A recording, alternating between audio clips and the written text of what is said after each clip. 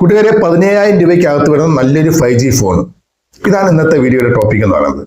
First ആയിട്ട് എനിക്ക് പറയാനുള്ളത് 15,000 രൂപയ്ക്കകത്ത് വരുന്ന ഏറ്റവും ബെസ്റ്റ് ആയിട്ട് എനിക്ക് തോന്നുന്ന രണ്ട് ഫോണുകളെ കുറിച്ചാണ് പറയുന്നത്. അതിൽ ഒന്നാമത്തെ ഫോൺ എന്ന് പറയുന്നത് പോക്കോ M7 Pro 5G എന്ന് പറയുന്ന ഫോൺ.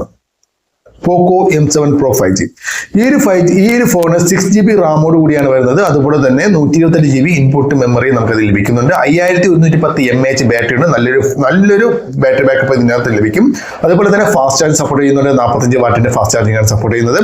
അതുപോലെ തന്നെ 5G സപ്പോർട്ടിംഗ് ആണ്. IR ബ്ലാസ്റ്റർ ഇൻക്ലൂഡ് ആണ്. ഓക്കെ, Dimensity 7025 Ultra എന്ന് പറയുന്ന ചിപ്സെറ്റ് ആണ് ഇതിൽ യൂസ് ചെയ്തിരിക്കുന്നത്. 2.5 GHz പ്രോസസർ സ്പീഡും ഇതിനകത്തുണ്ട്. അത്യാവശ്യം നല്ല സ്പീഡും മറ്റു കാര്യങ്ങളൊക്കെ ഈ ഒരു ഫോണിനുണ്ട്. അതുപോലെ തന്നെ ഇതിന്റെ ഡിസ്പ്ലേ എന്ന് പറയുന്നത് 6.7 ഇഞ്ചിന്റെ വലിയ ഡിസ്പ്ലേ ആണ് ഉള്ളത്. അതോടൊപ്പം തന്നെ 125 Hz റീഫ്രഷിംഗ് റേറ്റിംഗ് ഉണ്ട്. പിന്നെ എന്ന് പറയുന്നത് ഇത് ഒരു പഞ്ച് ഹോൾ ഡിസ്പ്ലേ ആണ് ഇതിൽ വന്നിരിക്കുന്നത്.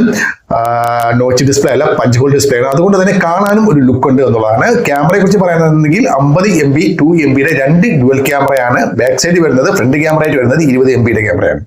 മെമ്മറി കാർഡ് ഇടാൻ പറ്റി 1 TB വരെയുള്ള മെമ്മറി കാർഡ് നിങ്ങൾക്ക് ഇതിൽ യൂസ് ചെയ്യാൻ സാധിക്കും. ആൻഡ്രോയിഡ് വേർഷൻ 14 ആണ് ഇതിൽ സ്റ്റാർട്ടിങ്ങിൽ വരുന്നത്. ഓക്കെ, പിന്നെ ഇത്രയും പൈസ നിങ്ങൾക്ക് കയ്യിലില്ല, 14,500 രൂപ അല്ലെങ്കിൽ 14,200 രൂപ നിങ്ങൾ ആ റേറ്റാണെന്ന് തോന്നുന്നു. 14,500 രൂപയാണ് ഇതിന്റെ റേറ്റ് എന്ന് എനിക്ക് തോന്നുന്നു. ഇത്രയും പൈസ നിങ്ങൾ കയ്യിലില്ല എന്നുണ്ടെങ്കിൽ നിങ്ങൾക്ക് അതിനേക്കാൾ കുറച്ചും കൂടെ കുറഞ്ഞ രീതിയിൽ വാങ്ങാവുന്ന ഒരു ഫോണാണ് ഷവോമിയുടെ Redmi 13 5G എന്ന് പറഞ്ഞ ഫോൺ. 12,300 രൂപയാണ് ഇതിന്റെ റേറ്റ് ആയിട്ട് വരുന്നത്. ഇതും നേരത്തെ പറഞ്ഞതുപോലെ ഡ്യുവൽ സിം സപ്പോർട്ട് ചെയ്യുന്നുണ്ട്, 5G സപ്പോർട്ട് ചെയ്യുന്നുണ്ട്, IR ബ്ലാസ്റ്റർ ഇൻക്ലൂഡ് ആണ്. അതുപോലെ തന്നെ സ്നാപ്ഡ്രാഗണിന്റെ 4th ജനറേഷൻ പെട്ട ചിപ്സെറ്റ് ആണ് യൂസ് ചെയ്തിരിക്കുന്നത്. 2.3 GHz സ്പീഡ് ഉണ്ട്. അത്യാവശ്യം നല്ല ഫോൺ സ്പീഡും മറ്റു കാര്യങ്ങൾക്ക് ഈ ഒരു ഫോണുണ്ട്.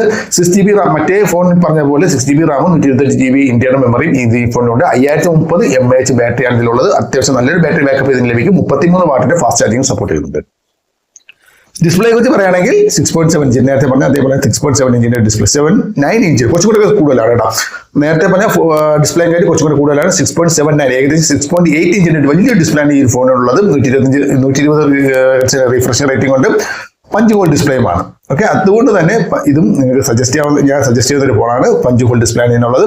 അതുപോലെ തന്നെ 108 MB rear camera, micro dual rear ക്യാമറയാണ് യൂസ് ചെയ്തിരിക്കുന്നത്. അതുപോലെ തന്നെ 13 MB ഫ്രണ്ട് ക്യാമറ യൂസ് ചെയ്തിട്ടുണ്ട്. മെമ്മറി കാർഡ് ഇതിൽ 1 TB ഉള്ള മെമ്മറി കാർഡ് ഇതിൽ യൂസ് ചെയ്യാം. ആൻഡ്രോയിഡ് വേർഷൻ 14 ആണ് യൂസ് ചെയ്തിരിക്കുന്നത്. ഈ രണ്ട് ഫോണുകളുമാണ് എനിക്ക് താല്പര്യപ്പെട്ട 15,000 രൂപയ്ക്ക് താഴെ വരുന്ന രണ്ട് ഫോൺ എന്ന് പറയുന്നത്. പോക്കോ M7 Pro 5G യും ഷവോമിയുടെ Redmi 13 5G എന്ന് പറഞ്ഞത്. പിന്നെ ഉള്ളത് ഒരെണ്ണമെന്നുള്ളത് മോട്ടോറോള Moto G35 5G എന്നാണ് ഫോൺ. അത് 12,500 രൂപയ്ക്ക് നമുക്ക് ലഭിക്കും. പക്ഷേ ഇതും നല്ലൊരു ഫോൺ തന്നെയാണ്, നല്ല ബെറ്റർ ആയിട്ടുള്ള ഫോൺ തന്നെയാണ്. പക്ഷേ ഇതിന്റെ പ്രോബ്ലം എന്ന് പറയുന്നത് ഈ ഒരു പ്രൈസിൽ, അതായത് 12,500 രൂപ പ്രൈസിൽ നമുക്ക് ഇതിന്റെ 4GB റാമിന്റെ വേരിയന്റേഷൻ മാത്രമേ നമുക്ക് ലഭിക്കുകയുള്ളൂ. അതുകൊണ്ടാണ് ഇതിനെക്കാട്ടി ബെറ്റർ ആയിട്ട് 6GB ഉള്ള ഇപ്പോൾ ഉള്ള ഫോൺ ആപ്ലിക്കേഷൻ മറ്റു കാര്യങ്ങളൊക്കെ പ്രോപ്പറായിട്ട് വർക്ക് ചെയ്യണമെന്നുണ്ടെങ്കിൽ നമുക്ക് 6GB റാം മിനിമം വേണം.